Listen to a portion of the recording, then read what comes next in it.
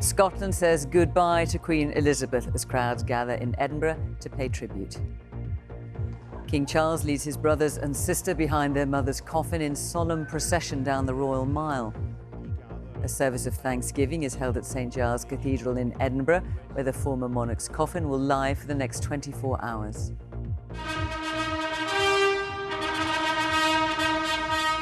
Earlier in the day, King Charles made his first address as monarch to MPs at Westminster. She set an example of selfless duty, which, with God's help and your counsels, I am resolved faithfully to follow.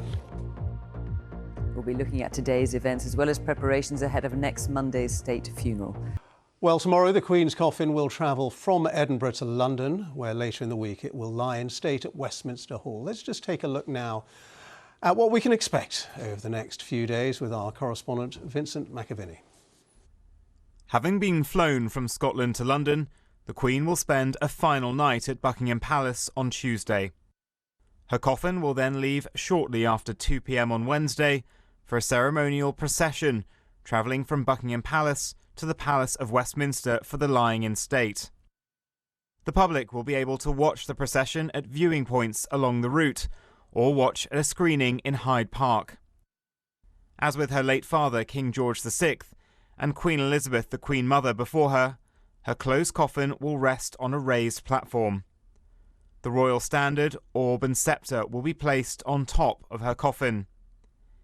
Each corner of the platform will be guarded around the clock by a vigil of units from the Sovereign's Bodyguard, the Household Division, or Yeoman Warders of the Tower of London. The public will be able to file past the coffin 24 hours a day, from 5 p.m. on Wednesday until 6:30 a.m. on Monday, the day of the funeral. The crowds are expected to be so large that mourners will have to queue for many hours, possibly overnight, and with very little opportunity to sit down. Once at the hall, they will first have to pass through airport-style security, and only small bags will be permitted. Mourners are being asked to respect the dignity of the event and behave appropriately. They will have to remain silent whilst in the hall, dress appropriately, and no filming or photography will be permitted, nor will the use of mobile phones or any other handheld devices. Details of the route for the lying in state will be revealed on Tuesday evening. For more than 900 years, Westminster Hall has hosted all manner of events for the monarchs of this nation. But its most sacred duty is once again to provide a final place where the people of this nation can pay their final respects.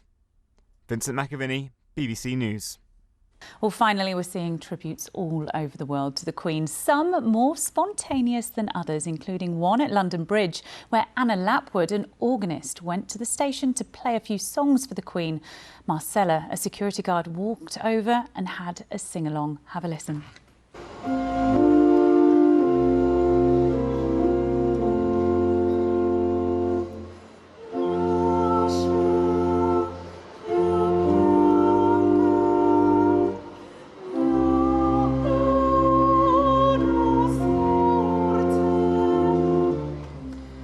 Video has gone viral with thousands of people sharing the unexpected collaboration. Anna says she's had interview requests from all over the world and is trying to track down Marcella to invite her along.